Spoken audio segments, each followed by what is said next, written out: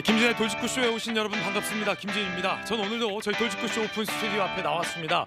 한동훈 후보를 향한 다른 후보들의 공격이 날로 거세지고 있습니다. 그만큼 전당대회 열기가 뜨겁다라는 반증일 겁니다. 자, 그러자 참다 못한 한동훈 후보가 이렇게 얘기했습니다.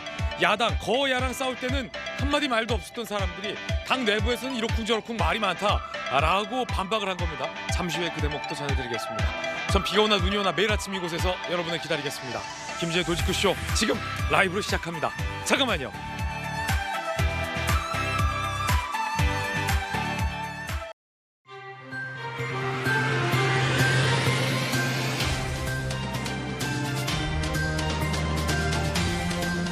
신문 읽어준 남자입니다.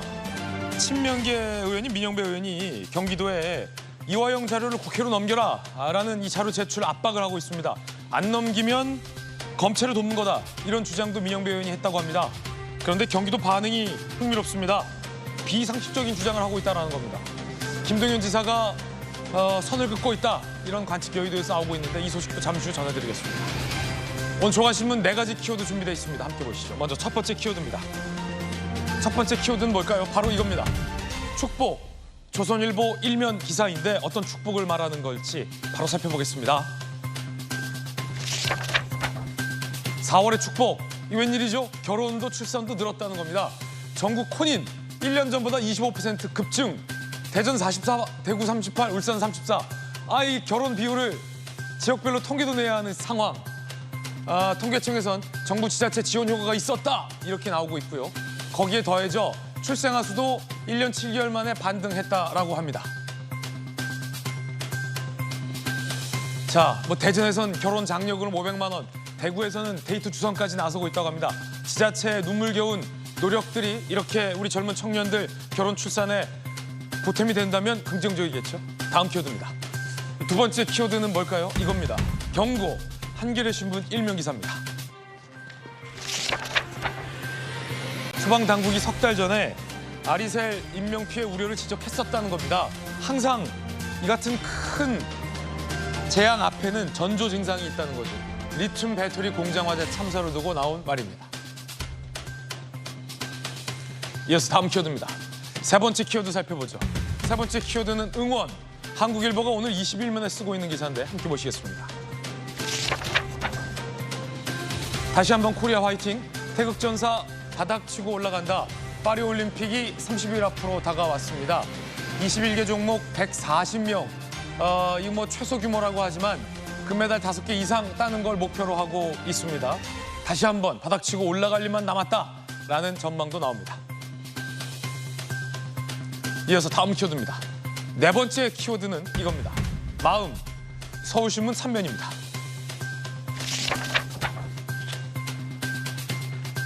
정신건강정책 혁신이 시동. 국민 100만 명 마음 돌본다. 윤석열 대통령이 대통령 직속 첫 회의를 주재했다라고 합니다.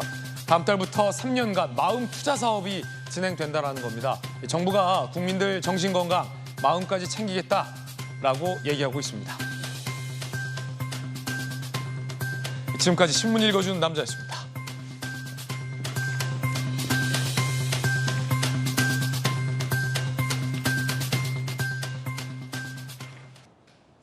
뜨거워지는 4파전, 영남이 1차 방문이다라는 가운데 과연 TK 민심도 여당 전당대회 주자 중 누가 사로잡을지가 관심사입니다.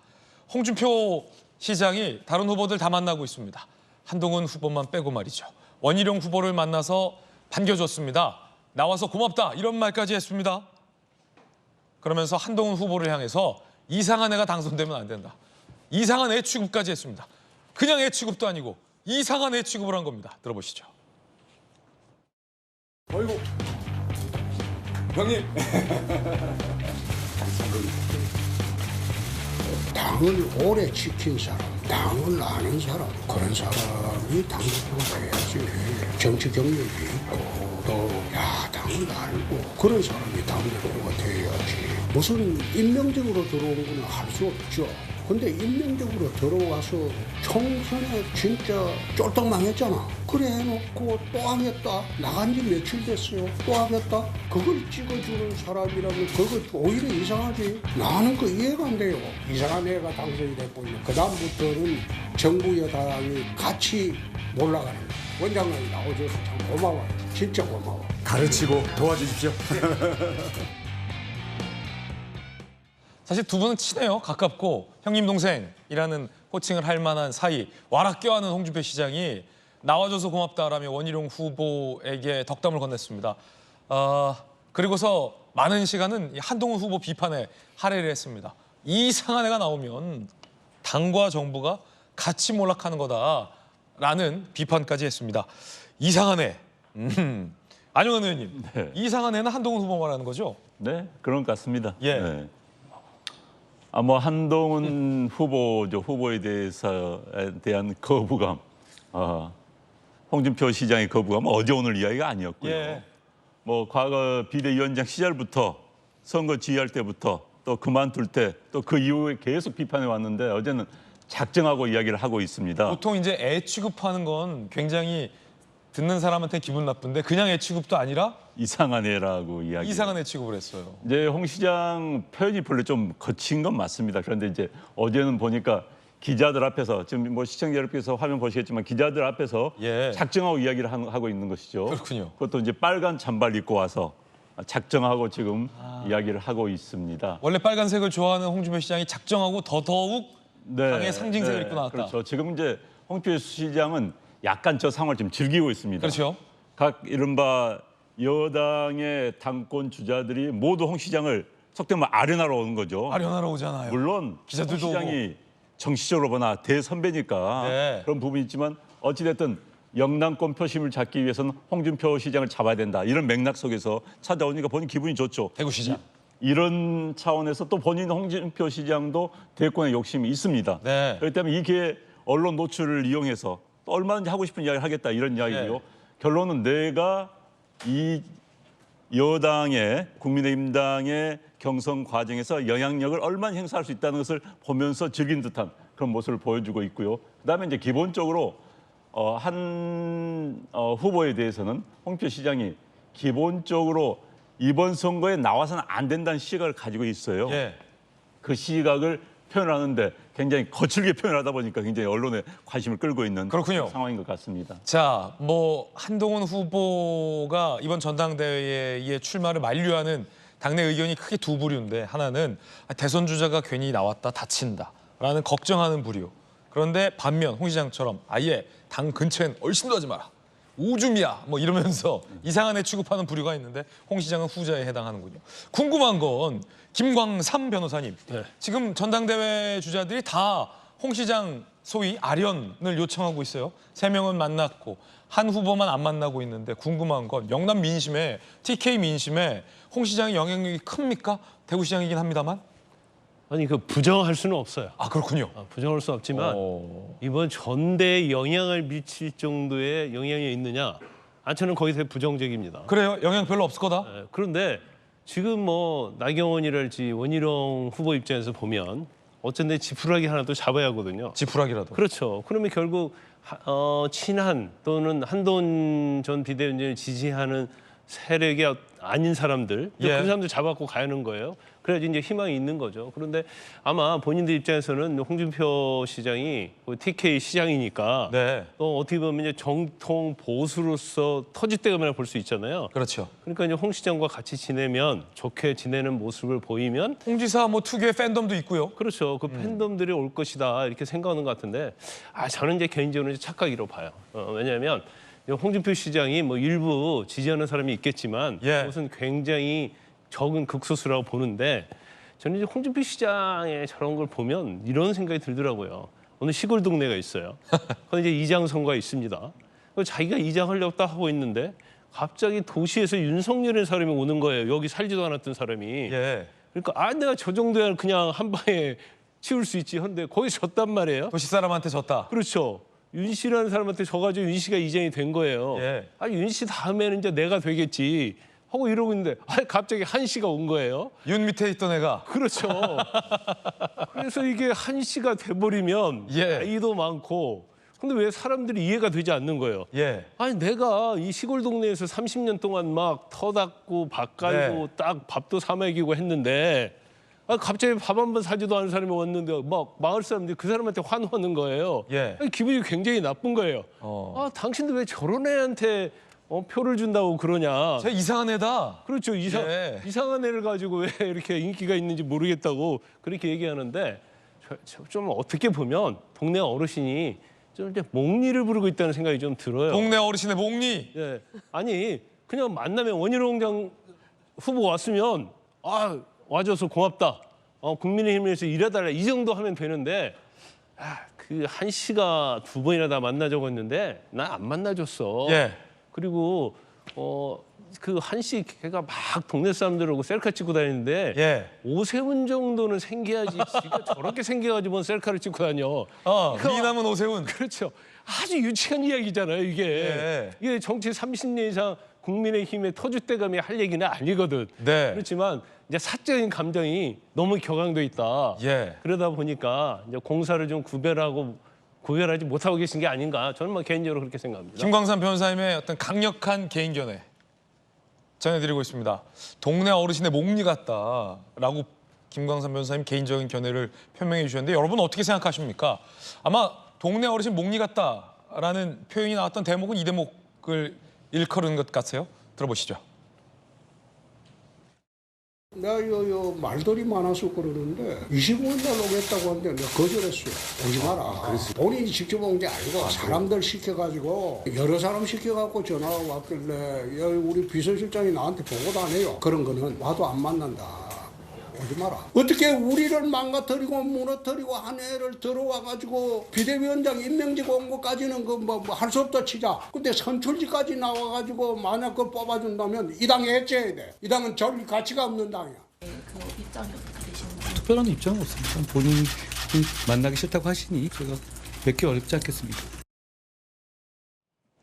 공교롭게 다 검사 3분인데 김정은 의원님, 네. 홍 시장이 본인이 직접 연락도 안 오고 뭐 애 시켜서 연락을 했다. 그래서 나도 안 만난다고 했다라는 건데 혹시 한동훈 후보가 직접 홍 시장께 연락을 드렸다면 만나는 줬을까 궁금하긴 합니다만 어떻게 들으셨습니까 방금?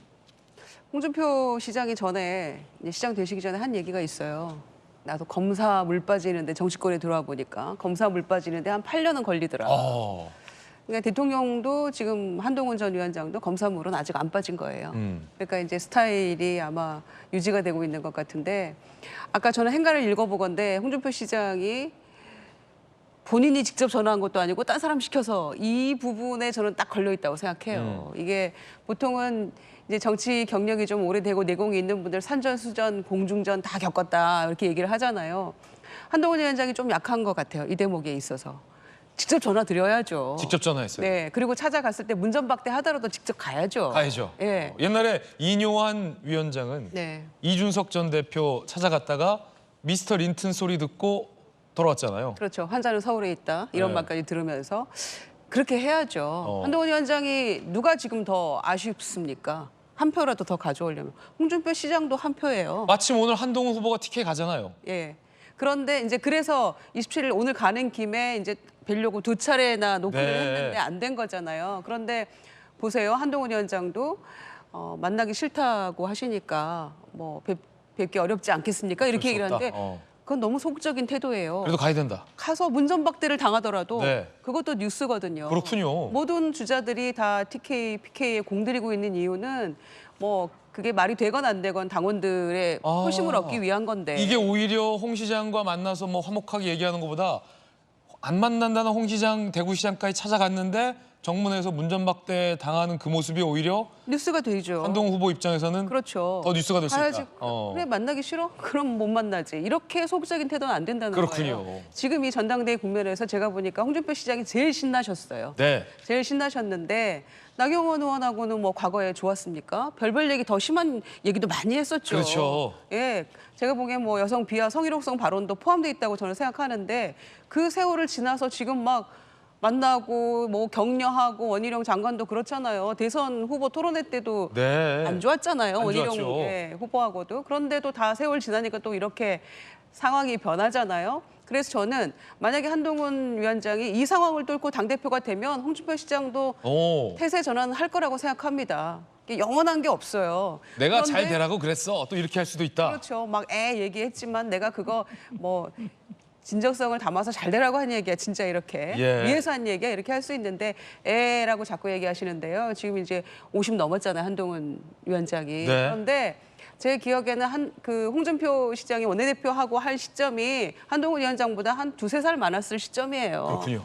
그럼 뭐 그때는 뭐라고 저희가 표현해야 됩니까? 그래서 직접 전화 드리고 가서 어떻게든 만나려고 노력하고 홍준표 시장도 다 만나면서 어떻게 속 빼고 만납니까? 그거는 대선 가도에 한동훈 위원장이 가장 경쟁력 있는 나의 그 상대다라는 거를 스스로 고백하고 있는 것처럼밖에 안 보여요. 찾아가면 홍 시장도 문전박대 못할 거다. 그래요. 그 문정대 하면 되겠습니까? 예. 하면 또 그것도 뉴스고요. 예. 김유정의 조언. 김거삼. 아니 우리 김정은 의원 말씀은 네. 교과서적인 말씀이에요. 예. 이거 틀린 말은 아니에요. 예. 그것은 딱 맞는 말인데 문전박대를 해도 찾아가야 할 사람이 있고 찾아가지 않아야 할 사람이 있어요.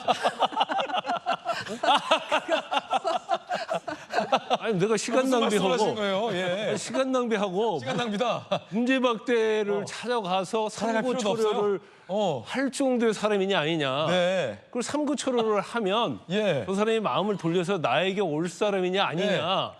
그걸 봐야 하는 거예요. 가망이 없다. 이 100번 정도면. 찾아가도 올 사람이 아닌 사람한테 네. 아니 가서 뭐 문전박대고 이게 언론에 나온다고 좋은 건 아니거든요. 예. 그리고 한동훈 전 비대위원장이 머리가 잘 쓰는 거예요. 판단을 잘한 갈 거예요. 필요도 없다. 그렇죠. 알겠습니다. 예. 문전박대 다녀서 뭐가 도움이 될 것 같으면 가겠지만 도움도 안 되고 또 10번, 100번 가봤자 예. 뭐 한동훈 전 비대위원장이 우호적이 아니기 때문에 그럼 포기할 건 빨리 포기하고 빨리 포기한다. 좋은 거예요. 아니, 그게 검사물 안 빠진 거라니까. 그래도 한 번은 가야지. 한 번은 가야죠. 한 번만. 오늘 또 가는데. 오늘 TK를 가잖아요. 그렇죠. 마침 오늘 당권 주자들이 TK 구회에 나섭니다. 그건 검사물하고 상관이 없는 것 같아요. 검사물하고 상관없다.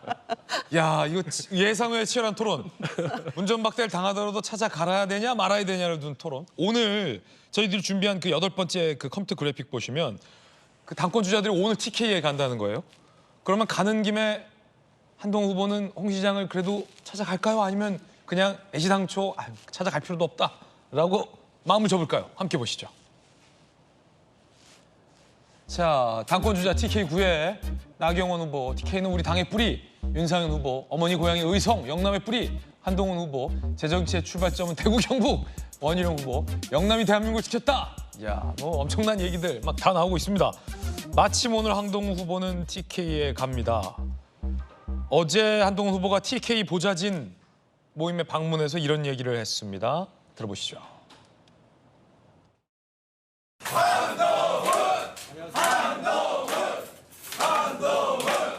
좀 딱딱한 얘기 먼저 하면 저에게 왜 나오냐를 물어보는 분들이 많았는데요. 저는 제가 지금 이 순간 나가는 게 우리 당에 도움이 되느냐 이것만 생각했습니다. 제 108일 동안 거의 몇십만 원 못 쓴 것 같아요. 그만큼 제가 바빴고 저는 라면하고 김밥 먹으면서 다녔었는데요. 우정을 쌓을 만한 정신적인 여유나 시간이 없었습니다. 앞으로 제가 여기서 되든 안 되든 깊고 긴 우정을 쌓고 싶습니다.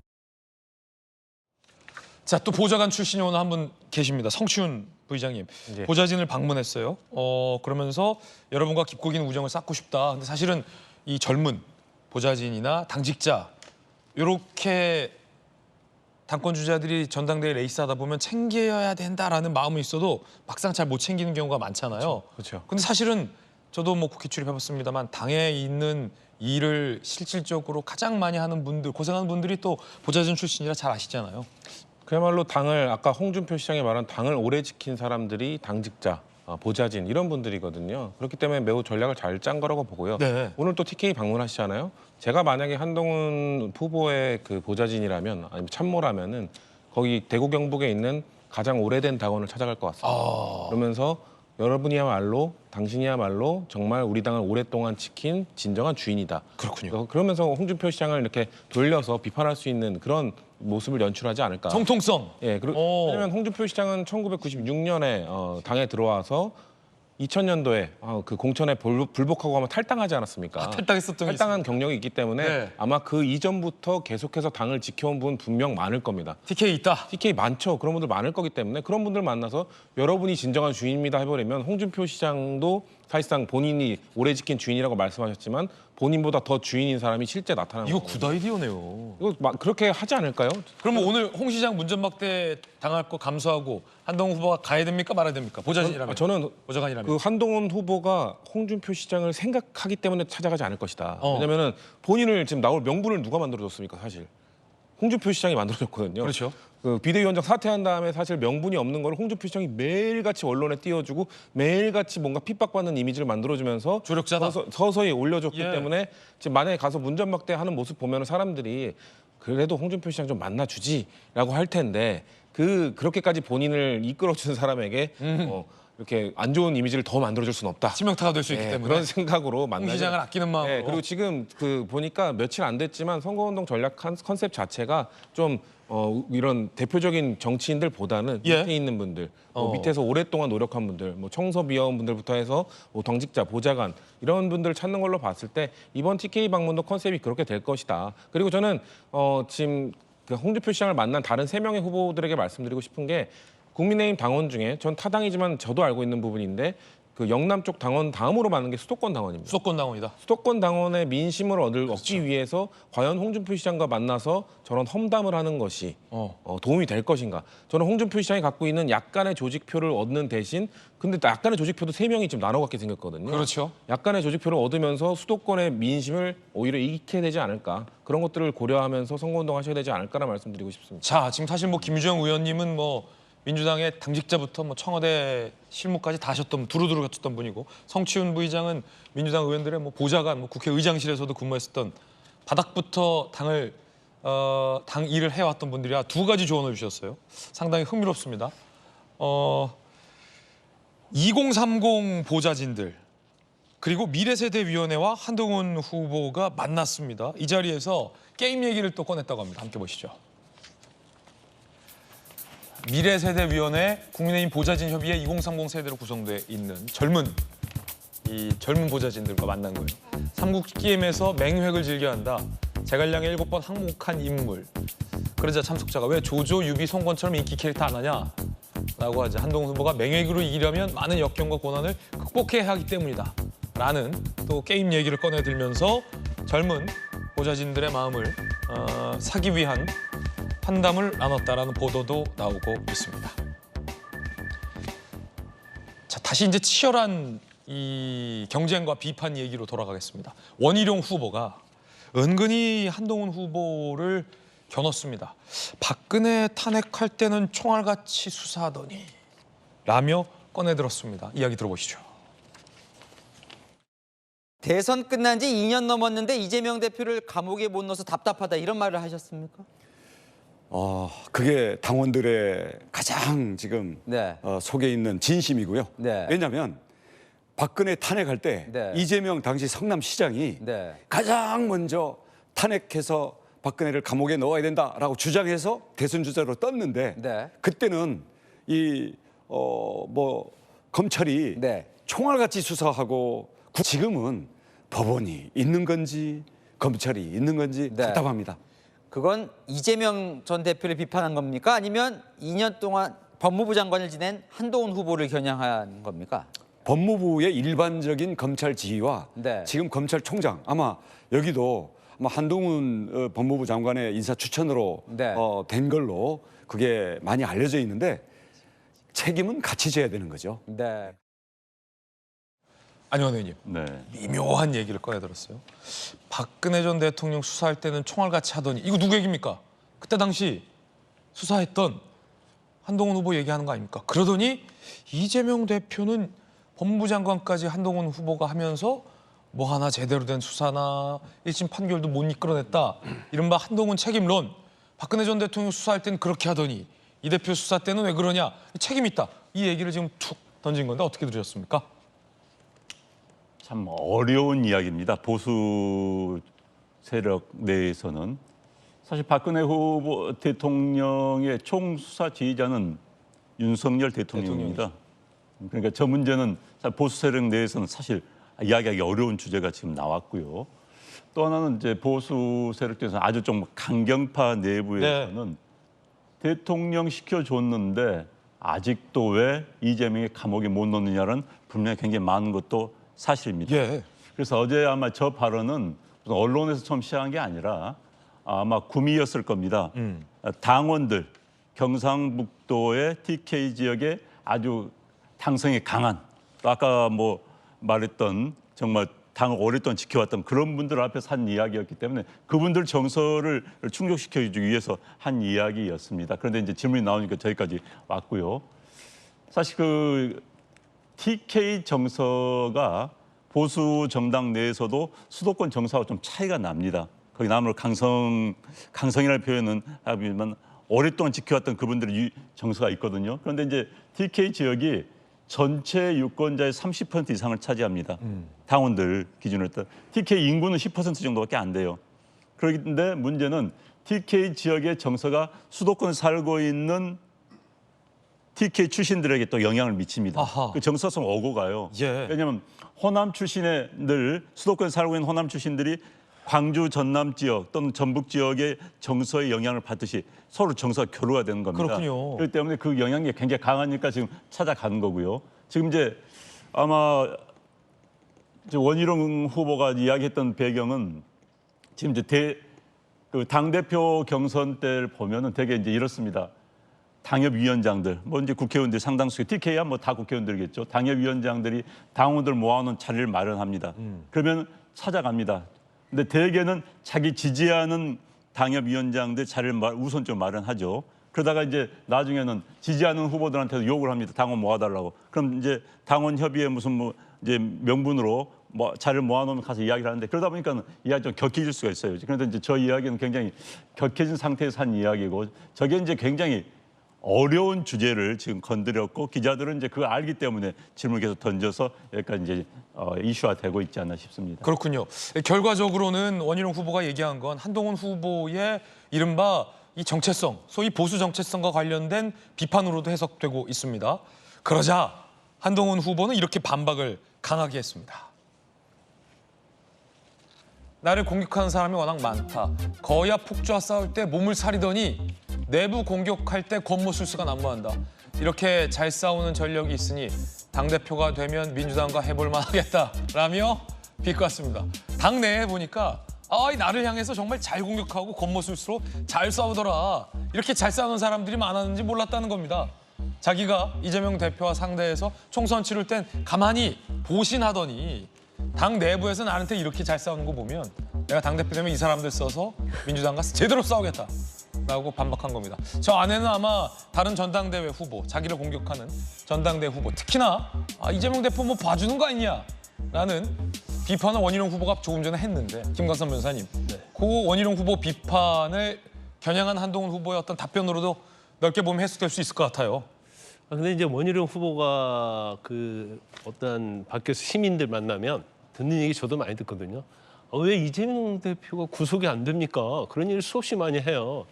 그런데 그런 사람 중에서 법무부 장관 한동훈이 잘못해갖고 구속이 안 됐다 이런 얘기하는 사람은 없고 이재명 대표가 여러 가지 방법을 써가지고 재판 지연하면서 구속이 안 되도록 끌고 있다.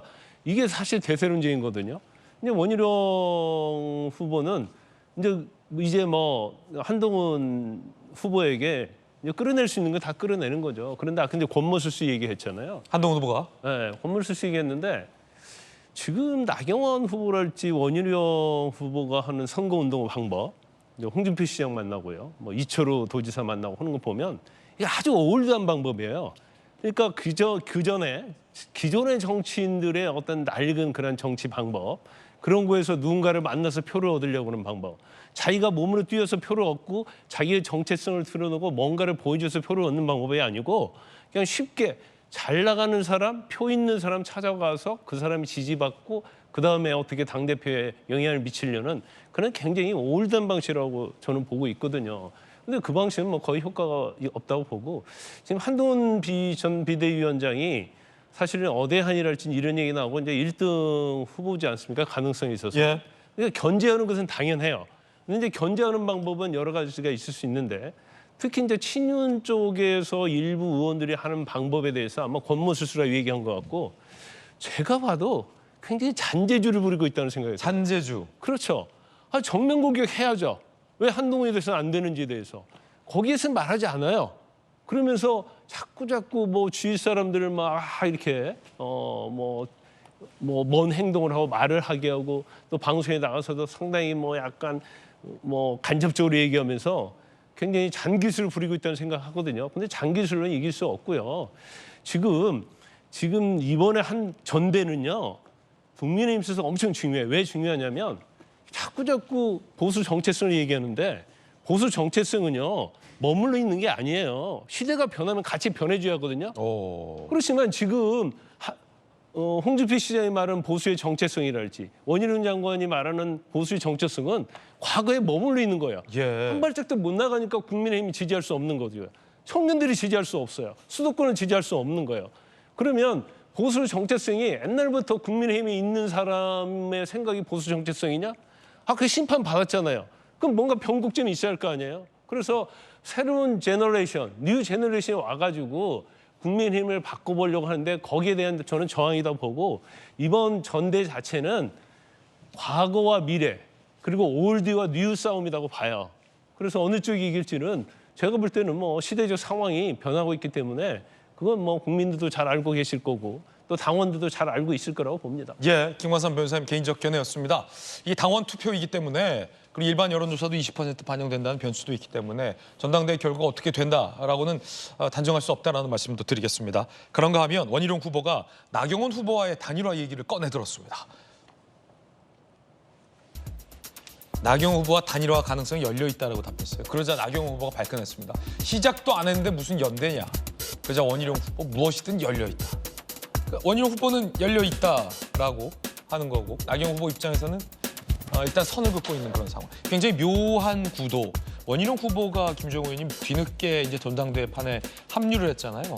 그 전까지는 이 이른바 친윤계에서는 나경원 후보를 지지할 것처럼 분석이 됐었지만 그 친윤 그룹은 지금 나경원 후보가 아니라 원희룡 후보를 밀고 있다라는 보도들이 많은데 나경원 후보 상황이 조금 애매해지면서 원희룡 후보가 툭 건드렸어요. 단일화 얘기. 어떻게 보십니까?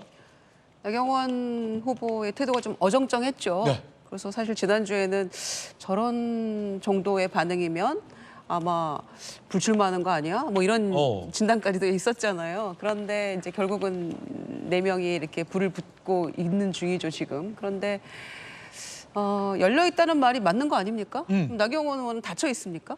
어떻게든 지금 1등을 견제하면서 결선까지 가보려는 게 전략이잖아요. 그게 현실이잖아요, 지금. 그런데 닫혀 있다라고 하는 것 같은데 이제 시작인데 이제 그거는 본인이 반드시 결선 가서 하겠다라는 이제 강력한 의지의 표명처럼 들리는데 현실은 그렇게 녹록지 않기 때문에 일단은 한 1, 2주 정도는 지금 이 진행 과정을 지켜봐야지 될 것 같고요.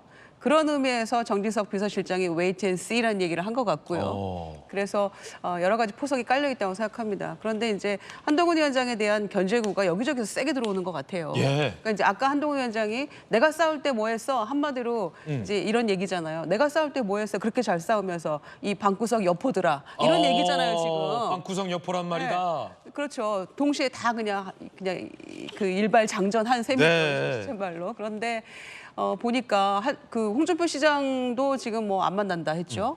근데 이철우 경북지사도 일정을 조정 중이라고 하는데 갑자기 안 만난다고 했다는 거예요. 그러죠. 갑자기 뭐 색깔론 얘기도 나왔다가 들어가긴 했습니다만 그러죠. 그리고 각 후보들이 전부 다 지금 그 1등이니까 견제받는 건 마땅한 일인데 다들 견제구를 한 번씩 날리고 있고 또 권성동 의원 요즘에 잠잠하셨는데 지금 뭐 최소 17명에서 뭐 30명까지가 한동훈 캠프에 있다라는 이제 보도가 되고 보좌진들 파견 나갔다 이런 얘기 하니까 이거 선거관리위원회 뭐 하냐, 이거 안 되는 거 아니냐, 또 뭐 이렇게 문제 제기도 했다고 그러거든요. 그러니까 전방위적으로 지금 한동훈 위원장에 대한 견제구가 날아오고 있는데 이것에 대해서 과연 당심이 어떻게 움직일까, 그게 저의 관전 포인트죠. 그렇군요. 사방에서 견제구가 쏟아지고 있고 한동훈 후보의 조금 전 발언은 이 방구석 여포들아라는 외침이었다.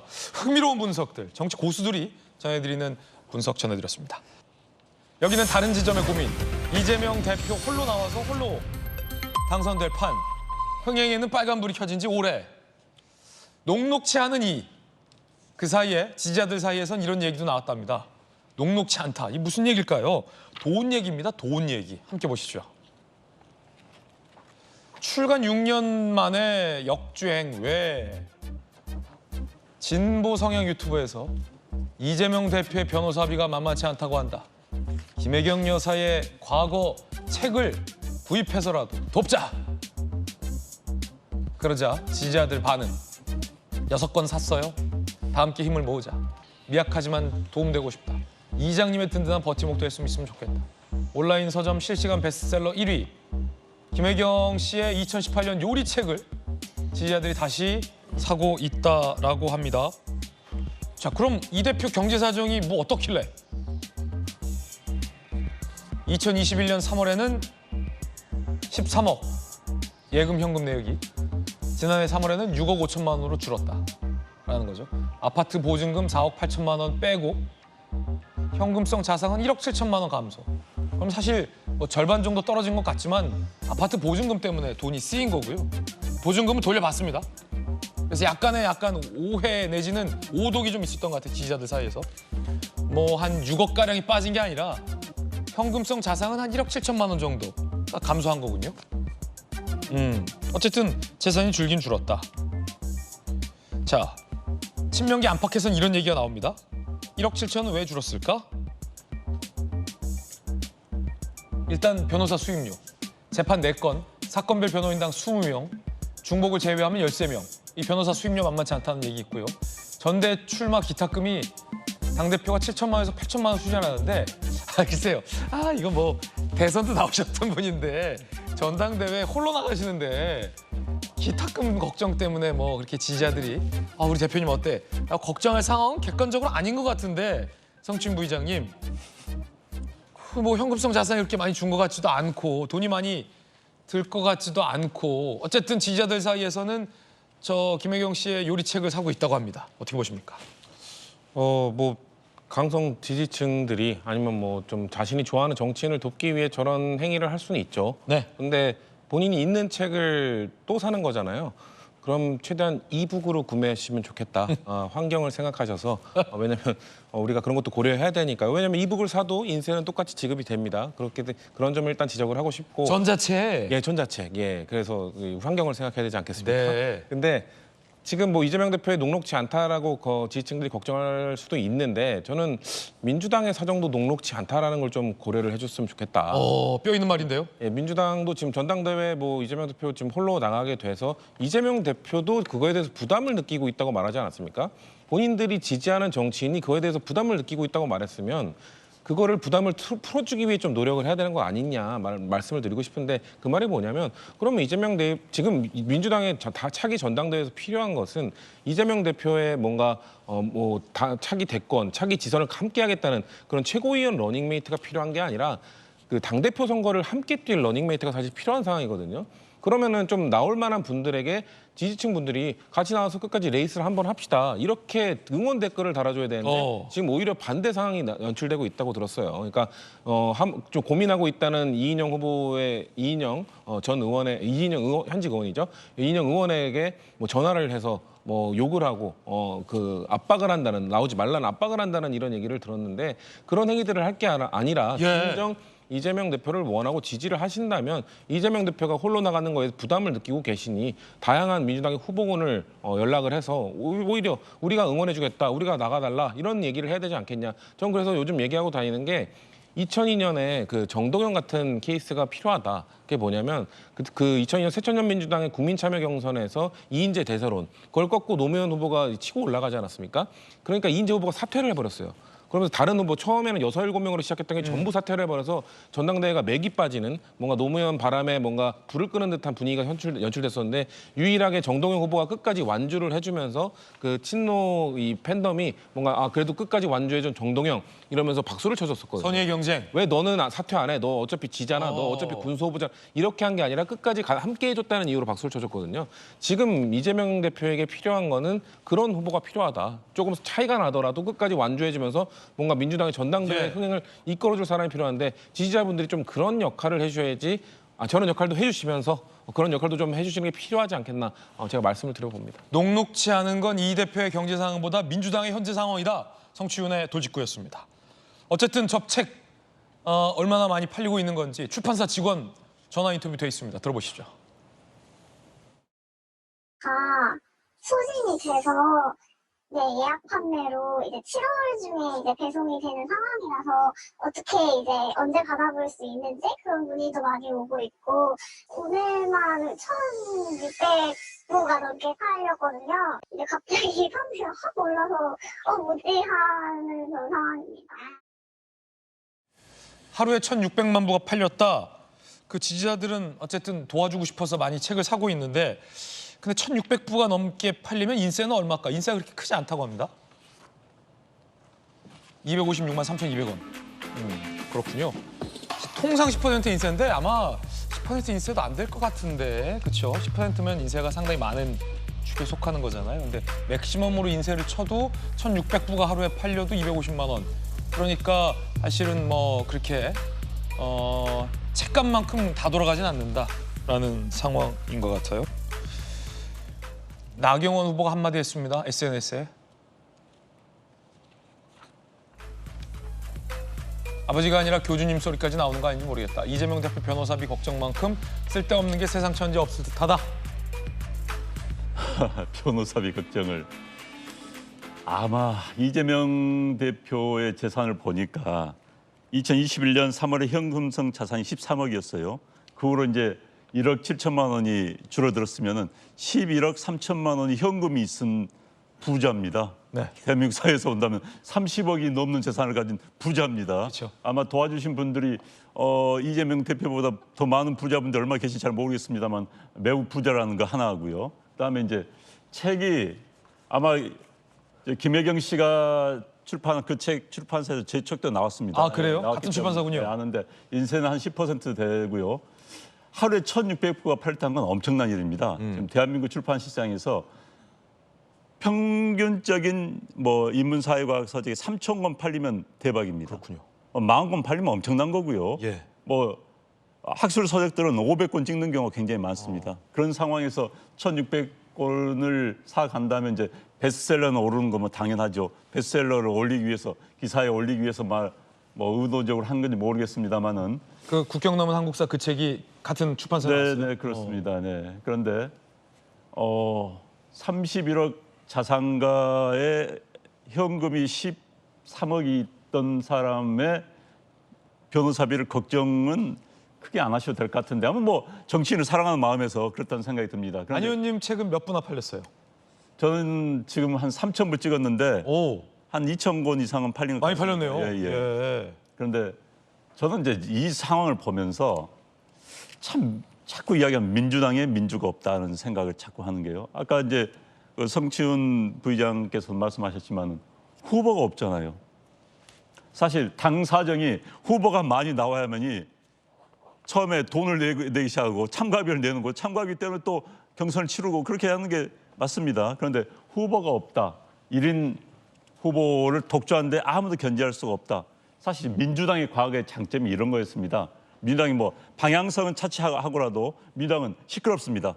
운동부 출신이 많기 때문에 시끄러운다는 단어가 민주주의적이라는 거예요. 예. 그런데 시끄럽지 않은 정당, 그건 죽은 정당입니다. 민주당 내에서는 뭐 자기가 아주 약하다 하더라도 도전하는 사람도 있었고 노무현 전 대통령이 그런 모습을 보여준 거 아닙니까? 그게 민주당의 오리지널 모습입니다. 본래 진보 좌파가 좀 시끄럽거든요. 보수 우파가 본래 조용합니다. 그런데 그런 시끄럽고 활기찬 모습이 이재명 당대표 이후에 민주당에 사라졌습니다. 오히려 국민의힘당이 오히려 시끄럽지 않습니까? 오히려 뭐 치고받고 싸우고 하는 거 보면 저는 이게 그래 뭐 외부에서 어떤 비난을 하는지 몰라도 그래 저게 정당의 모습이다. 뭐 친윤 비윤 떠나서 저게 정당의 모습이다. 이런 모습인데 1인 독재 그다음에 혼자만 나오는데 아무도 도전하지 않고 무슨 모양새만 갖춘 경선도 아니죠. 차라리 저럴 바에는 당무회의 여러 가지 추인하고 그냥 뭐 추대하는 게 낫지 않을까 싶습니다. 그래서 사라져가고 있는 민주당, 민주주의가 사라져가고 있는 민주당, 그다음에 활기차지 않고 정말 사그러 들고 있는 민주당의 모습을 보는 것 같아서 저런 정당은 이제 결국 다음 선거에서 심판을 받게 됩니다. 과거 민주당이 뭐 총선에서 압승한다 하더라도 대선에서 지고 지방선거 졌지 않습니까? 저런 모습 가지고는 민주당이 생존이 어렵다. 저는 이렇게 생각이 듭니다. 안효한 의원님의 개인적인 견해를 전해드렸습니다. 이 팬덤의 입김이 전당대회도 영향력을 크게 행사하고 있다. 이런 보도가 나왔습니다. 함께 보시죠. 자, 이재명 대표와 가까운 전현희 의원이 이렇게 최고위원 출마 변을 냈어요. 힘든 내색하지 않고 웃는 모습, 마음이 짠하다. 그러자 강성 지지자들 사이에서는 천군만마 전현희, 든든하다, 필승, 응원한다, 큰 힘 실어달라라는 극찬이 쏟아지고 있다라고 합니다. 힘든 내색하지 않고 웃는 모습, 짠하다. 그에 반해 출마를 검토하고 있다라는 보도가 나온 이인영 의원에 대해서는 수박 열심히 해라, 나가서 표 얼마 받겠냐라는 조롱의 전화가 오고 있다라고 합니다. 전현희 의원에게는 응원, 이인영 의원에게는 야유. 김우중 의원님, 힘든 내색하지 않은 당대표의 웃음을 보면서 전현희 의원은 마음이 짠했군요. 민주당의 아버지는 이재명이라는 것이 믿음이라고 얘기했던 전현희 의원의 개인적인 어떤 견해의 연장선상에서 그렇군요. 그렇게 느꼈던 거죠. 그리고 아버지를 이제, 향한 믿음. 예. 그리고 이어서는 최고위원 도전할 것 같아요. 그러니까 그거는 뭐 개인적인 주관적인 견해니까 인정하고요. 인정. 예. 그런데 이인영 의원에 대해서는 오히려 출마를 고민하고 있고 어떻게 결론이 날지 모르겠어요. 그런데 출마를 해준다면 고마워해야 된다고 저는 생각합니다. 오히려. 예. 민주당 전당대회 너무 뻔한 거 아니냐. 어쨌거나 결론은 뭐 예. 이재명 대표로 갈 게 뻔한데 라고 모든 분들이 생각하잖아요. 여기에 대해서 아마 이의를 제기하는 사람은 저는 대한민국에 없을 거라고 생각해요. 그런데 그럼에도 불구하고 당의 어떤 역동성이나 민주성이나 또 살아있다는 것, 175명의 의원 중에 어떻게 단 한 명도 경쟁자가, 도전자가 없단 말이냐라는 얘기에 내가 나갈게라고 해준다면 이인영 의원이 땡큐다. 오히려 고마워해야죠. 예. 그게 이재명 대표에게도 당에게도 도움이 되는 일이거든요. 그런데 아직 최종 결심은 안 나왔습니다마는 이인영 의원에게조차 이렇게 벌써부터 막 수박, 예. 비난, 몇 표나 얻을 것 같아 이렇게 얘기해 버리면 결국에는 그게 누구에게 도움이 되는 일입니까? 당에 전혀 도움되지 않고요. 이재명 대표에게도 도움되지 않아요. 2027년에 있을 대선은 지금의 윤석열 대통령이 경쟁 상대가 아니거든요. 그러니까 윤석열 대통령이 이대로만 가면 국정 실패해서 어쨌거나 정권이 성공한 정권으로 인정받기는 어려울 것 같은 양상이에요. 지금 임기는 절반 이상 남았습니다마는. 그러면 민주당에게도 기회가 오는 것인데 그때 상대 후보가 윤석열 대통령이 아니잖아요. 그래서 이명박 대통령 시절에 박근혜 후보가 나왔던 것처럼 또 다른 후보가 나오면 우리에게 어떤 기회가 올지 안 올지 모르는 일이에요. 그러면 차곡차곡 민심을 얻어가는 방향으로 가야 하는 건데 이번 전당대회 이재명 대표의 연임 도전에 대해서도 당내에서 여러 가지 얘기가 나오고는 있잖아요. 예. 아주 뭐 강력하게 반발은 못해도 이건 아닌 것 같은데 우상호 전 의원도 그런 얘기했고 그런데 이인영 의원이 나와주면 고마운 거죠. 지지자들이 잘 생각하셔야 된다고 봅니다. 예. 그게 과연 누구를 위한 길인가 이런 비난들이 잘 판단해 주시기 바랍니다. 우상호 의원이 전 의원이 이 대표 연임에 대해서 비판적인 얘기를 했습니다. 들어보시죠.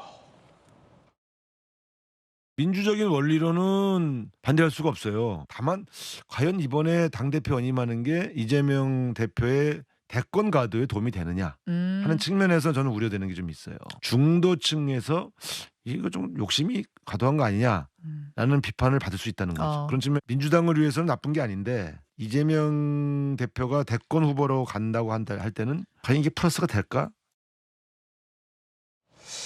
이 중도층에서 봤을 때는 과도한 욕심으로 비춰질 수도 있다라는 비판 여론입니다. 그런가 하면 이재명 대표의 이 사법 리스크와 관련해서 강한 친명계 의원인 민영배 의원이 김동연 지사가 있는 경기도를 강하게 비판하고 압박하고 있습니다.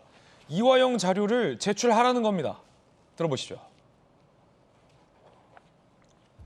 경기도에 2019년 아시아태평양 국제대회 결과 보고서 제출을 요구했다.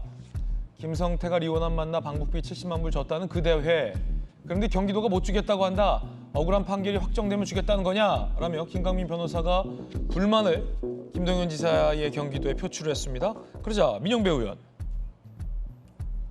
김동연 지사 요청한 자료 제출해주라. 진실을 밝히는 중요한 실마리가 될 것이다. 계속 제출을 거부하면 검찰을 돕는 거다. 라고 강하게 김동연 지사를 비판했습니다. 자, 그러자 경기도가 또 강경하게 맞섰어요. 사실과 부합하지 않은 비상식적인 주장, 깊은 유감, 수사 재판 중인 모든 자료에 대해 안 준다. 검사 출신의 김광삼 변호사님, 친명계 민영배 의원이 강하게 압박하고 있어요. 이화영 유죄, 이재명 기소, 이 상황에서 가장 관건이 되는, 사실은 검찰은 저 자료를 갖고 있고 법원도 그 자료를 본 자료예요. 내라, 국회에. 내라는 이유는 뭐 왜 내라는 취지에서인지는 알 것 같아요. 그러자 김동연 지사가 안 준다. 안 주면 검찰 편. 그러자 비상식적이다. 강대강으로 지금 맞서는 양상. 원래 뭐가 맞습니까? 주는 게 맞습니까? 안 주는 게 맞습니까? 그냥 우리가 그냥 일반적으로 생각하면요. 아니 뭐 재판 자료인데 경기도에서 주면 되지 이런 생각할 수 있어요. 네네. 근데 그건 공문서잖아요. 예. 공문서 접수되면 그냥 공문서예요. 그럼 밖으로 나가면 안 돼요. 그러면 지금 경기도에서는 비상식이라고 했는데 굉장히 그냥 완곡한 얘기를 쓴 거죠. 저건 몰상식이죠. 아, 몰상식이다. 비상식이라면 몰상식인 거예요. 왜냐하면 지금 김광민 변호사가 저런 얘기하고 있다는 거잖아요. 민영배 의원도 같이 하고 있어요. 변호사로서 자질에 관한 문제를 제가 수없이 얘기했잖아요. 저거 자료는요. 개인이 재판을 쓰기 위해서 공문서를 가져갈 수 없어요. 근데 저걸 갖다가 제출해달라고 하는 것은 말이 안 되는 거고. 만약에 저 자료를 재판을 쓰려고 하면 법원에다가 사실조회 하든지 경기도로 해서 문서 제출 명령 신청을 해야 하는 거예요. 그럼 법원서 경기도에 야 관련된 문서를 법원에 보내라 해가지고 입수를 해야 하는데 이걸 개인적으로 아 나 변론 자료를 쓰겠어. 민주당 이재명 대표를 위해서 쓸 거니까 경기도 그 자료 줘. 그러면 경기도 자체는 범죄 행위가 되는 거예요. 예. 그런데 그 기본도 모르고 변호사가 저런 말을 할까 아니면 정치적으로 할까 그런 생각이 들고 아까 이제 변호사 비용 얘기 나왔을 때 제가 한마디 민영배 의원은 하나만 더. 네. 안 주면 김동연 지사가 검찰 편이다. 이런 비판도 했는데 어떻게 보십니까? 안 주면 경기도 뭐 범법행위 하라는 거죠. 검찰 편이라는. 그렇죠. 그러면 그 안에 검찰 출신 변호사들 많이 있잖아요. 왜 그런 얘기를 못 했을까? 좀 상의해보고 상식적인 얘기를 해야지. 그냥 뭐 감정적으로 우리 자료 줘라. 안 주면 너는 검찰 편이야. 넌 수박이야. 그런 얘기 아니에요? 그런데 이제 변호사 김광민 변호사 얘기가 나와서 내가 변호사와 관련된 얘기를 하는 거예요. 자, 이재명 대표 재판은 대한민국 세계 형사 재판이에요. 그러면 형사 재판 전문 변호사들이 붙어서 이재명 변호사를 변론을 해야 하는데 제가 아는 형사 재판에 아주 전문적인 변호사는 왜 없어요? 왜냐하면 그런 변호사들은 이 재판이 1년, 2년, 3년 가잖아요. 그러면 자기 사건 못 하거든요. 그러면 엄청난 변호사 비용을 줘야 돼요. 첫 번째는. 두 번째는 저런 정치 사건을 하게 되면 일종의 이재명 대표를 싫어하는 사람들이 선임하지 않죠. 그러니까 본인의 앞으로 변호사업에 엄청난 타격을 받아요. 그러니까 그런 변호사들은 저런 사건을 수임하지 않죠. 그러니까 변호사 비용이 많이 안 들어요. 그러다 보니까 정치를 지망하는 변호사들, 이념적 성향이 강한 변호사들이 변호인으로 붙는 거예요. 그래서 재판을 정식적으로 해야 하는데 계속 정치연 발언하고 정치적으로 재판을 끌어가다 보니까 이제 이런 일이 생긴다고 보는데 그러다 보니까 그런 변호사에 대한 변호사 비용을 안 주고 자발적으로 하는 변호사도 많이 있죠. 그래서 뭐 저는 개인적으로 볼 때 변호사 비용 그다지 많이 들지 않을 것이다 이렇게 봅니다. 중요한 건 경기도가 저 공문서를 주면 범법행위일 수 있다라는 말이고 그걸로 그냥 줄 수 없다. 이거는 뭐 상식의 문제다. 강하게 비판했는데 민영배 의원에 이어 지금 양문석 의원도 이재명 대표 팬카페에 자료를 안 주는 김동연에게 억누르기 힘도 분노를 느낀다라는 글을 남긴 것이 확인됐습니다. 오늘 새벽에 글을 올렸어요. 자료 제공 거부에 분노를 느낀다. 민영배 의원에 이어 양문석 의원까지 김동연 지사를 적격을 한 거예요. 직격을 한 거예요. 자, 이쯤 되면 김우정 의원님, 뭐 김광삼 변호사님이 원래 법적으로 못 주게 돼 있다라고 하는데 그냥 법리적으로 이걸 아냐 모르냐의 문제는 이미 떠나간 것 같아요. 민영배 의원, 양문석 의원 대표적인 친명 인사들이 무언가 일종의 김동연 지사를 겨냥한 어떤 검찰을 조력하고 돕고 있다라는 어떤 배신자 프레임이 지금 일종의 뭐 지지자들 사이에서 형성되고 있는 것 아니냐, 거기에 뭐 가세하고 있는 거 아니냐 이런 관측도 좀 가능할 것 같습니다. 애초에 법적으로 줄 수 없는 걸 안 준다고 강한 분노를 느낀다라는 양문석 의원과 그거 안 주면 검찰 편이라는 민영배 의원 어떻게 보십니까? 민주당 소속 단체장이잖아요. 그러니까 당에서 요구하면 다 달라, 다 줘야 된다라는 논리는 성립하지 않는다고 생각합니다. 그리고 경기도에서 얘기했듯이 어느 누구에도 주지 않았다. 국민의힘 의원들도 요청했지만 주지 않았다. 이게 어긋나는 거니까 원칙에 이렇게 얘기를 했거든요. 그러니까 다 주고 이를테면 민주당에게는 줄 수 없다 이런 것도 아니고 그냥 누구에게도 재판 중이고 이런 상황이니까 주지 않았다라고 얘기를 하고 있는 건데 여기에 대해서 주지 않으면 검찰 편이다라고 하는 민영배 의원의 표현은 조금 과도했지 않았나 싶고 그리고 본인의 그 생각이 끝내 옳다면 또 글을 왜 삭제를 합니까? 내렸다는 거잖아요. 그러니까 애초에 삭제할 글은 올리지 않았으면 좋겠고 올릴 때는 조금 더 신중하게 생각해서 의견을 피력했으면 좋겠고 그게 저의 생각인데 김동연 지사가 상당히 강단 있는 분이죠. 문재인 정부 시절에 그 경제 정책 가지고 소주성이었던가요? 부동산 정책이었던가요? 그 수석이나 누구하고 내가 1대 몇으로 싸웠다. 그렇게 하면 안 된다라고 이제 그런 본인의 회고를 한 적도 있었는데 아마 원칙을 지키려는 노력이 있을 것이고 이 변호사가 또 현직 도의원이기도 하니까 또 그 자료 요청도 했던 것 같은데 글쎄요, 원칙적으로 아닌 건 아니기 때문에 주지 못했을 것 같고 한마디 덧붙이면 저는 역으로 어떤 생각이 들었냐면요. 그 자료를 받았을 때 과연 그 자료가 이재명 대표에게 정말 유리한 내용이 다 담겨져 있을까라는 생각을 했어요. 드루킹 사건 한번 떠올려 보세요. 그래서 그 자료라는 게 사진도 첨부되고 막 그런 거였잖아요. 우리가 얘기했었잖아요. 그럼 그 자료가 과연 정말 유리한 자료일까? 검찰 다 가지고 있는데 왜 우리는 안 줘? 막 이렇게 얘기를 하고 있는 거잖아요, 지금. 그래서 저는 그 생각도 조금 신중하게 따져봐야 될 문제가 아닌가 생각합니다. 민영배 의원 글은 또 다른 SNS 계정에는 뭐 남아있다라고도 또 하네요. 안영환 의원님. 경기도라는 행정기구, 그 행정권을 특정인의 범죄 유무를 확인하는 데 쓰겠다. 이건 바람직하지 않는 거고요. 지금 양문석 의원이 정의로운 기준을 기대한다. 어떤 게 정의입니까? 우리 편이 살면 정의고 우리 편이 죽으면 부정입니까? 지금 그러니까 정의를 독점하고 있다는 자기들이. 검찰은 무조건 부정입니까? 그러니까 지금 양문석 의원이나 민영배 의원이나의 그 사고의 기준이 굉장히 독특해요. 그렇기 때문에 지금 김동연 지사 입장에서 본다면 야당도 안 줬으니까 난 여당도 안 줬으니까 야당 줄 수 없다. 난 객관적일 수가 없다. 행정권은 그렇게 집행하는 것이죠. 내가 민주당 출신이기 때문에 민주당으로 공천 받아서 당선이 됐기 때문에 민주당에 갖다 준다? 이건 말이 안 되는 겁니다. 근데 그게 정의죠. 그게 기준이죠.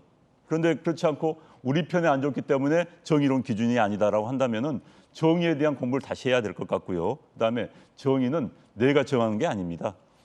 정의는 각자 다 나름의 정의가 있기 때문에 그것을 이해관계 충돌하기 때문에 그래서 법이라는 걸 만들어가지고 최소한의 법의 규정 속에서 행동을 하게 만드는 겁니다. 이게 법치주의 국가의 원칙입니다. 모두가 정의를 이야기하기 때문에. 그런데 내가 정한 기준에 맞지 않다고 해서 공격한다? 이건 정말 정의롭지 않은 주장인 거죠. 그렇군요. 여러분들의 주장 중에 김주영 의원님의 한 대목도 굉장히 흥미롭게 들렸습니다. 안영환 의원님의 정의를 독점하는 건 아니다. 에 이어서 과연 그 자료를 경기도가 민주당에게 줬을 때 그 자료가 이재명 대표에게 유리한 자료일지 불리한 자료일지를 어떻게 알고 저느냐라는 분석도 상당히 흥미로웠습니다. 그런가 하면 법사위 위원장을 맡고 있는 정청래 의원의 법사위원 운영 방식이 독특합니다. 그 스타일을 두고 국민의힘 유상범 의원과 당신은 누구십니까? 위원장의 이름은 무엇입니까? 라는 총극도 벌어지기도 했었죠. 국민의힘에서 정청래 의원의 소위 일방 운영에 대해서 국회윤리위에 제소를 했습니다. 그러자 정청래 의원이 의사 진행을 방해했고 퇴장에 불응했던 점에 대해서 사과하지 않으면 뜨거운 맛을 보여주겠다라고 응수를 했습니다. 자, 국민의힘에서는 윤리위를 제소하겠다고 하고 정청래 의원은 한번 붙어보자 또 그러고 있다고 합니다. 함께 보시죠.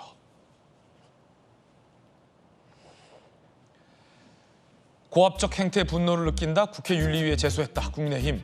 나도 국민의힘 의원들 제소 검토할 것이다. 한번 붙어보자. 들어와. 정청래 의원의 법사위 운영 방식을 두고 논란이 일었죠. 그 장면 살펴보겠습니다. 아니오마다 하십시오. 사항에 대해서 왜 제가 아니오마다 답변드리기가 어렵습니다. 하지 못 잠깐 임기 이시원 증인 10분간 퇴장하세요. 10분 후에 들어오세요. 증인 왜 위원장의 생각까지 재단하려고 그래요? 사과하세요. 토달지 말고 깨끗하게 사과하는 겁니다. 그렇게 할 용이 있습니까? 사과하세요. 그렇게 느끼시도록 한 점에 대해서 사과드립니다. 일어나세요. 10분간 퇴장하세요. 위원장님 또 끼어듭니까? 기회를 주시면은 퇴장하세요. 말씀드리겠습니다. 퇴장하세요. 10분간 퇴장하세요. 반성하고 오세요. 근데 일단 앉으셔야죠. 잠깐만요. 이제 의원님 성함이 어떻게 되십니까? 의원님 성함이 누구세요? 위원장님 성함은 누구십니까? 저는 정청래 위원장. 예, 전 유상범 위원님. 유상범 의원 들어가시죠. 또 가세요. 들어가시라고. 예의를 지켜야지. 예의가 없어 이렇게. 들어가세요. 어디서 만만하십니까? 어디서 만만이에요? 만만해요 지금? 위원장 마음대로가 국회법입니까? 국회법에 위원장 마음대로 돼 있습니까? 국회법 공부 좀 하고. 공부는 내가 조금 더 잘했지 않겠어요? 국회법은? 다른 분들 이제. 아니 그렇게 말하면 안 되죠. 상대방을 그렇게 비난하시면 되겠어요?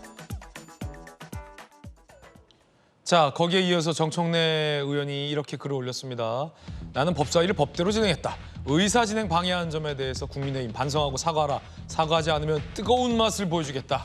라고 이 퇴장 명령권을 더 발동할 듯한 점을 시사했습니다. 그러자 민주당 내에서 쓴소리가 나왔습니다. 우원식 국회의장, 정성호 의원 모두 다 정청래 의원을 지적했습니다. 청문회, 국정조사 여기에 핵심은 진상을 밝히는 겁니다. 그 문제를 접근해가는 태도가 전 매우 중요하다고 생각합니다. 그런 점에서 국민의 눈살을 찌푸리게 했던 부분들이 전 있다고 생각합니다. 그래서 좀 더 겸손해야 된다. 그 당시 그 청문회를 좀 보면서 저도 화도 났지만 그럴수록 더 상임위 운영은 예의 있게 하는 게 국민들이 보기에 더 좋지 않았겠나 하는 그런 생각을 해봅니다. 자, 성추훈 부의장님 10분간 퇴장하세요. 예, 건님이 퇴장하면 퇴장해야 어떻게 보십니까? 10분간 퇴장 이렇게 잠깐 퇴장하는 건 전 아이스하키에서 봤는데 아이스하키 있죠. 아이스하키에서 선수들끼리 갑자기 싸우면 진 사람은 한 2분간 퇴장하거든요. 예. 그거 말고 처음 봤습니다. 무슨 10분간 퇴장할 거면 아예 퇴장해야죠. 그 자리에 있어야 되지 않는다면. 그렇기 때문에 저렇게 사람들이 봤을 때, 국민들이 보셨을 때 의아해하는 행태, 이거는 매우 부적절했다고 보고요. 물론 그 청문회 과정에서 임성근 사단장 그리고 이종섭 전 장관 증인 선서도 안 하고 뭔가 매우 부적절한 언행들을 계속해서 반복했던 것 지적하고 따끔하게 비판하고 혼내줘야 됩니다. 국민들을 대신해서. 근데 그 혼내주는 과정에서 사실 그들의 그런 선서도 안 하는 행태가 보도됐습니까? 아니면 그 정청래 위원장의 10분간 퇴장하세요가 더 많이 보도됐습니까? 과연 이 진실을 알리기 위해서 최혜병 특검법의 필요성과 이 증인들, 관련자들의 부당함을 알리기 위해서 자신이 노력했다고 생각하시는지 다시 한번 생각해 보셔야 되는 거예요. 왜냐하면 이 언론 보도량만 보더라도 본인의 그 발언에 꽂혀서 다른 진실과는 다른 상관없는 것들이 더 보도된 거에 대해서 저는 반성하셔야 된다고 생각하고 물론 또 유상범 의원과의 저런 설전 둘 다 잘못했죠. 근데 저는 둘 다 잘못했을 때는 누가 더 잘못이 있는가? 저는 권한이 더 많은 사람이 잘못이 더 크다. 그러면 위원장이 더 잘못이 많은 것이죠. 그렇기 때문에 더 책임감을 느끼고 두 분 다 그리고 그 정청래 위원장은 두 분은 일단 배지의 무게감을 좀 느끼셨으면 좋겠고 정청래 위원장은 본인이 들고 있는 그 의사봉의 무게감을 좀 느끼셔야 된다. 국민들, 주권자들이 이 주권을 위임하면서 맡긴 그 사명감을 저렇게 마치 그 관등 성명 물어보듯이 이름을 물어보는 이런 희화화시키는 이런 것이 계속 반복돼서 언론에 오르락내리락하는 이런 모습들을 연출하는 것이 과연 그 배지와 무게감, 그 의사봉에 실어준 무게감에 걸맞는 행동인지를 반성해 보시기를 바란다는 말씀을 드리고 싶습니다. 성추훈의 돌직구였습니다. 청담동 술집 가짜뉴스의 첫 제보자가 됐었던 첼리스트가 사과를 했습니다. 어제 저희 채널A와 인터뷰했습니다. 너무 큰 거짓말을 해서 진심으로 죄송하다라는 사과를 했습니다. 들어보시죠. 대통령과 법무부 장관 김행장 변호사 30명은 없었어요. 동백 아가씨 연주했죠. 네, 하지만 대통령이 노래를 부르는데 제가 한 그거는 사실 제가 거짓말을 한 거죠. 진심으로 정말 저는 그건 죄송하게 생각해요. 좀 너무나 큰 거짓말을 했죠. 저를 악마화시키고 여자로서 뭐 정말 살아갈 수 없을 정도의 모욕을 주고도 있어요. 저를 팔아서 하는 거잖아요. 자, 문제는 저걸 보도한 한 인터넷 매체가 저 주장이 진실이다라는 입장을 유지하고 있는지 모르겠습니다만 삭제하지 않고 있는 겁니다. 함께 보시죠. 자, 유튜브 채널 뉴탐사 등 방송금지 가처분 신청했어요. 어제 법원 신문. 술자리에 대해 거짓말한 것이라고 확실히 얘기했는데도 계속 방송하고 있다. 뉴탐사는 공적 관심사안, 당장은 삭제할 생각이 없다라고 하고 있습니다.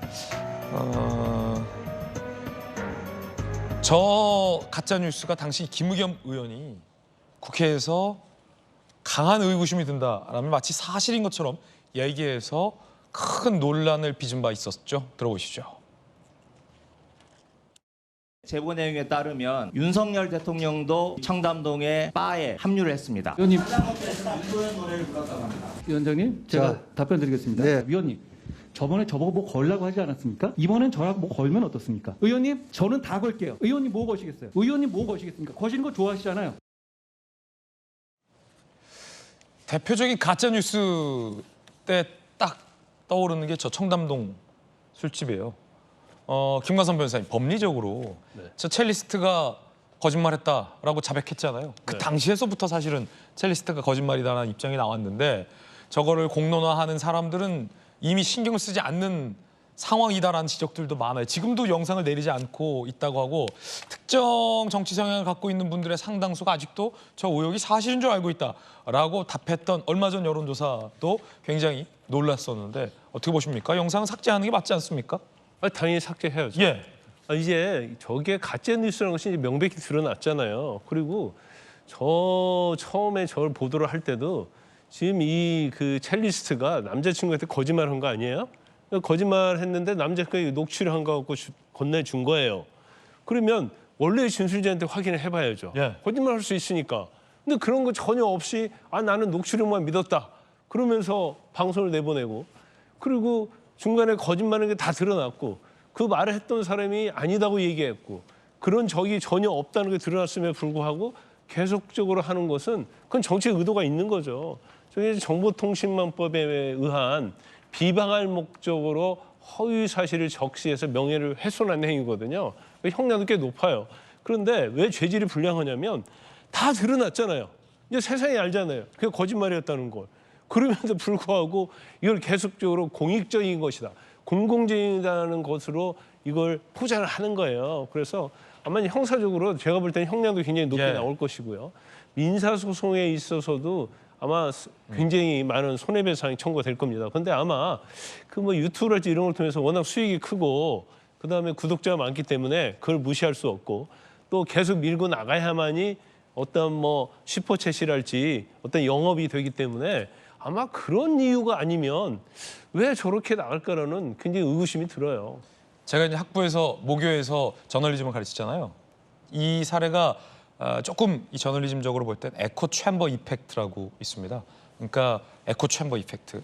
닫혀 있는 공간에서 계속 이 메아리가 증폭되는 현상의 가장 대표적인 사례인데 이 유튜브 등에 검증되지 않은 이 저널리즘인 듯 인척하는 매체가 가짜 뉴스의 진위를 확인하지 않은 채 계속 증폭을 시키고 이 확증 편향에 갇혀 있는 특정 지지자들이 자신들이 하는 말을 진실로 믿게 되고 후원을 하는 것에 힘입어서 여기서 그치지 않고 이게 기존의 어떤 정치 제도권까지 영향을 미쳐서 특정 지지자들 사이에서 가짜 뉴스가 마치 사실인 것처럼 계속 확증되고 퍼지는 것. 이게 이제 에코 챔버 이펙트의 전형적인 사례라서 저널리즘적으로서는 굉장히 우려되는 현상이에요. 이런 것들은 삭제되는 게 맞아 보여요. 방통위 부위원장도 옆에 계시잖아요. 정말 대한민국의 이제 정치권을 뒤흔든 여러 가지 가짜 뉴스가 있었습니다. 뭐 과거에 뭐 병역 비리 가짜 뉴스부터 시작해가지고요. 그런데 저 케이스는 너무나 명백한 거 아니겠습니까? 처음에 저 김의겸 의원 이야기할 때부터 아니 대통령이 오픈된 술집에서 변호사 수십 명을 데리고 술 먹을 수가 그건 상식에 어긋난 겁니다. 그러나 상식에 어긋남에 불구하고 누구는 나쁜 사람이니까 그랬을 거야. 이제 그게 심리에서 인지 편향인데요. 자기가 기본적으로 생각하는 것에서 벗어나지 못하는 겁니다. 그래서 그것을 가지고 이제 또 녹음을 가지고 분명히 당사자가 아니라고 했음에도 불구하고 이제 이렇게 나온 거죠. 정치적 음모가 있는 거 아니야? 뭐 설득당하고 회유당한 거 아니야? 이렇게까지 나가는 겁니다. 어떻게 할 수가 없는 거예요, 지금 상황에서. 그런데 이제 뉴탐사는 저렇게 이렇게 싸우면서 또 인지도가 더 높아가겠죠. 또 지지한 대한민국의 몇십 프로의 지지자들은 그래 맞을 수도 있어. 저항을 하고 있어. 독재 권력에 맞서서 또 이렇게 또 그냥 끌어가는 겁니다. 참 가짜 뉴스의 폐악의 극단치를 보여주고 있고요. 저건 지금 민형사상 소송에서 사실 상당한 제재를 받아야만이 우리 사회에 좀 경종을 울려주지 않을까 싶어요. 앞으로도 선거가 이제 계속되면 이런 현상이 계속 늘어날 겁니다. 전 세계적인 현상이기도 하지만 우리는 극히나 양극화 현상이 심하기 때문에 저런 현상이 앞으로 나타날 가능성이 높기 때문에 이번 기회에 한번 뭔가 제재가 제대로 있어서 경종 올려줄 필요가 있다고 생각을 합니다. 예, 뜨거운 소식 함께하고 있습니다. 손흥민 선수의 이 부친이 아동학대로 피소가 됐는데 피해 아동 학부모와 손웅정 씨의 이 주장이 워낙 대립하고 있습니다. 일단 피해 아동 아버지의 이야기부터 한번 들어보시죠. 60이 넘은 감독님이 뭐 초등학교 뭐 이제 13살, 16살짜리들한테 온갖 쌍욕 다 하면서 뛰어가서 가슴 치고 방송이나 언론에 나오는 거하고 너무 차이가 크고 너무 실망감이 크다 보니까 고소를 결정하게 된 거고요. 손흥정 감독은 나오지도 않고 코치만 둘 나와서 욕을 해서 혼냈다는 식으로 거짓말을 하더라고요. 그리고 5분 만에 갔어요. 자, 일단 그 피해 학생 측 입장은 오키나와 전지훈련 중 훈련 미숙 이후로 뭐 욕설을 했다. 그리고 코치가 허벅지를 폭행했다. 2주간 치료를 받았다. 그리고 다른 코치는 엉덩이와 종아리 수차례 폭행했다. 아동학대 혐의로 코치진과 이 손흥정 감독을 고소한 상황입니다. 이에 대해서 손흥정 감독의 입장도 있습니다. 입장이 이렇습니다. 진 씨가 다른 부분이 많다. 일단 반박을 하고 있고요. 수사에 적극 협조하고 있다. 아이들에 대한 사랑이 전제되지 않은 언행과 행동은 결코 없었다.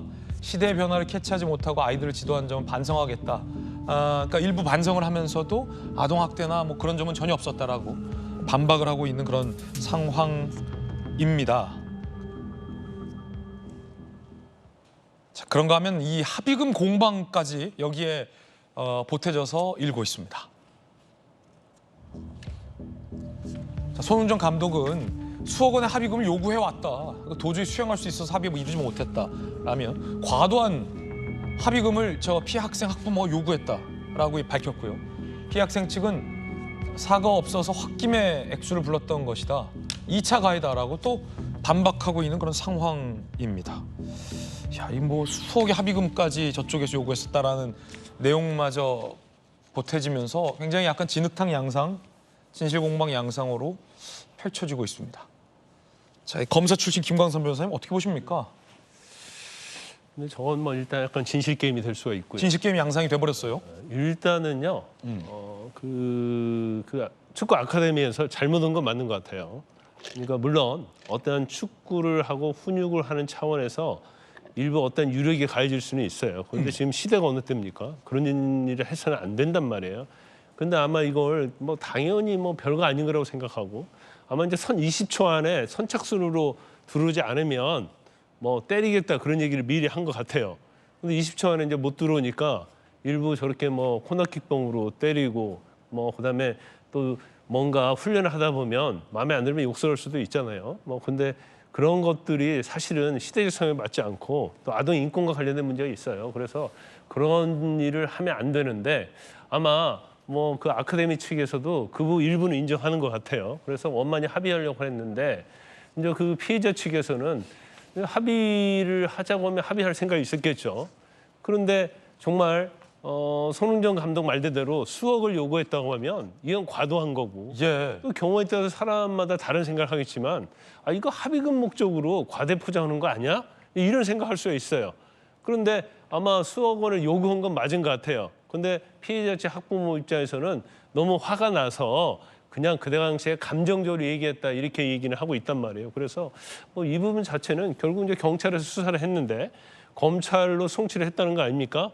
그러면 경찰 입장에서는 아동학대가 어느 정도 인정된다고 결론을 내린 거예요.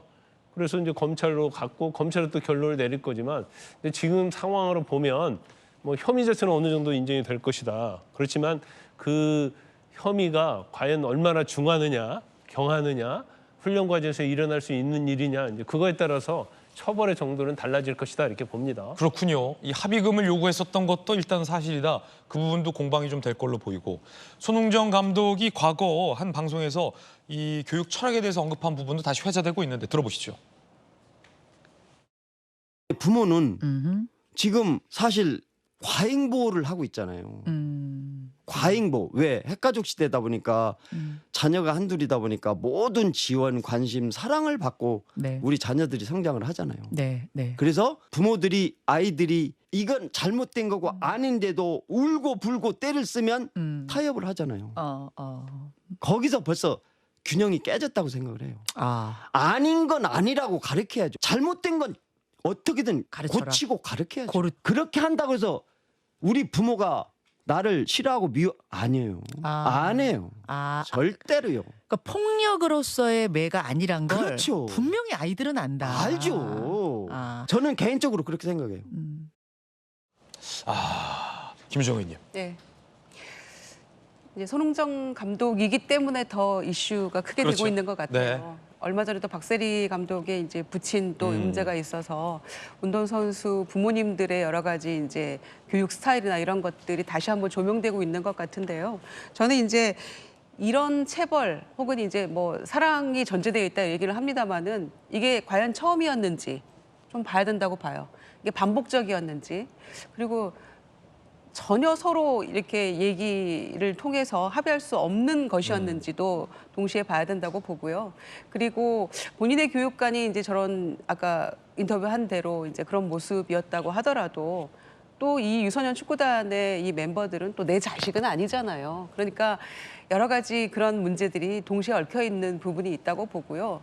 또 유소년 축구단의 지금의 그 상당히 많잖아요. 유소년 축구단이. 그런데 거기에서는 또 어떤 식으로 이루어지고 있는가 동시에 다 살펴봐야 될 문제인 것 같은데 아까 김광석 변호사님 말씀하신 대로 이 부분들은 감정도 좀 섞여 있는 것 같고 처음에 좀 진실되게 사과를 손흥정 감독이 먼저 했더라면 어땠을까. 그 부분은 나의 교육 스타일은 내 자식에게 그렇게 할 수 있지만 또 상대가 있고 그다음에 또 그 학생은 또 이렇게 적기까지 하면서 억울해하고 있는 거잖아요. 그래서 그런 부분들은 조금 더 원만히 풀 수 없었을까 하는 아쉬움이 있는데 일단 사건이 뭐 4월에 이미 검찰로 넘어갔다고 하니까 결국에는 뭐 법의 심판을 받을 수밖에 없을 것 같은데 지금이라도 좀 더 절충점을 찾아서 합의를 하면 어떨까 이런 마음도 드네요. 그러게요. 이게 매사가 너무 법의 판단을 받으면 이게 사실은 사법 과잉이라는 얘기도 있잖아요. 모든 세상이 법적인 판단만으로 돌아가는 것은 아닌데라는 또 양쪽의 안타까운 마음도 좀 느껴집니다. 이면택 의협 회장이 국회에 나왔습니다. 그 장면 보시죠. 저한테 미친 여자라 그러셨죠. 왜 미친 여자라 그랬어요? 그 당시에 의료계 정확하게 기억은 안 납니다. 저한테 미친 여자라고 한 거에 대해서 하실 말씀 있냐고요. 예, 유감으로 생각합니다. 저는 약과더라고요. 판사, 장관, 차관, 국회의원, 동료 의사 가리지 않고 거의 무슨 막말 폭격기 수준이에요. 본인 언행을 지켜보면서 상처받았을 국민 여러분께 사과해야 되지 않겠어요? 답변 드리면 됩니까? 아니요, 사과해야 되지 않겠냐고요. 답변 드리면 됩니까? 사과해야 되지 않겠냐고요. 국민이 가진 헌법상의 표현의 자유의 영역에 생각된다고 생각합니다. 자, 뭐 물러섬이 없는 이면택 회장 그리고 사과하라라고 강하게 이제 질타를 한 강선우 의원의 질의 장면. 그런데 이 저 의료 개혁 좀 고착화되어 있는 어떤 의료 개혁을 국회가 좀 불러서 이야기도 듣고 해결하자라는 취지로 마련된 자리인데 민주당 일부 의원들 입에서 2,000명 증원과 관련해서 천공이라 2,000공이냐 2,000명이냐 뭐 이런 얘기까지 나와서 눈살을 찌푸리게 하고 있습니다. 들어보시죠. 특정인의 성씨가 이 씨여서 2천 명이 됐다는데 그렇다면 그게 사실이 아니겠습니다만은 만에 하나라도 그렇다면 뭐 5씨나 6씨였으면 어떻게 됐겠습니까? 국민들은 심지어 2천공이라는 말까지 공유하고 있습니다. 그리고 대통령 경로 때문이라는 소문도 파다합니다. 대통령실에서 그걸 해서 숫자가 바뀌었다. 이거는 전혀 사실이 아니고요. 잘못된 소문입니다. 농담이다라고 뭐 전제는 달긴 했는데 그 천공의 성이 이 씨이기 때문에 2천 명을 했다. 만약에 천공의 성이 5씨였으면 5천 명 정도했냐라는 얘기가 사실 지금 이 국면에서 어떤 이 사태 해결에 도움이 되는 발언인지는 좀 솔직히 잘 모르겠습니다. 김광삼 변호사님 어떻게 들으셨습니까? 아니 본인도 이계 의원도 그렇게 얘기하잖아요. 사실이 아니겠습니다만 왜 사실이 아닌 걸 묻는 거예요. 본인도 이게 사실이 아니고 얼토당토 않는다는 걸 알고 있거든요. 그렇기 때문에 저런 질문할 필요가 없는데 의도적으로 저런 질문을 할 이유가 있을 겁니다. 어떻게 해서인지 지금 의료 개혁과 관련해서 이걸 한번 해법을 만들어보자고 갖고 만든 자료잖아요. 그러면 저기서 이제 정쟁에 대해서는 조금 뭐 자제를 하고요. 어떻게 해서든지 정부와 의사들 간의 어떤 뭐 협의 그런 걸 끌어내야지 지금 와가지고 자꾸 천공 얘기를 하는 것은 정책 의도예요. 제가 거짓말이고 아무런 상관이 없다는 거 알면서도 살며시 저걸 표현을 함으로써 어떤 자기 지지자들 뭐 그런 걸 다 신경 쓰고 하는 거 아니에요? 그러면 이계 의원이 저게 정말 의료 개혁과 관련해서 뭔가 국회의원에서 역할을 하고자 해서 온 건지 아니면 재뿌리려고 온 건지를 모르겠어요. 자, 2,000명이니까 2,000명이라는 말은 의사들의 주장이 맞다는 얘기예요. 어떻게 보면. 저런 표현을 왜 하는지 모르겠어요. 그래서 참 진정성에 있어 의료개혁에 대한 해법을 찾으려는 진정성에 있어서는 굉장히 의구심을 가질 수밖에 없죠. 자, 이 의료 갈등 상황을 보면서 마치 우리 국민들은 살얼음을 걷고 있는 듯한 불안감을 느낍니다. 국회의원들, 여야, 정부, 의료계 모두 다 이 살얼음 걷고 있는 듯한 국민들 마음부터 좀 먼저 생각해 주시길 바라겠습니다. 저희들은 60초 광고 보고 돌아오겠습니다. 오늘 저희가 준비한 소식 모두 다 전해드렸습니다. 지금부터는 김진의 돌직구쇼 유튜브 계정에서 시청하실 수 있는 김진의 더 라방 시작됩니다. 오늘 미처 못다한 이야기 라방에서 날도 더운데 시원하게 전해드리겠습니다. 함께해 주시죠. 오늘 하루는 분명 어제보다 나을 겁니다. 좋은 하루 되십시오. 고맙습니다.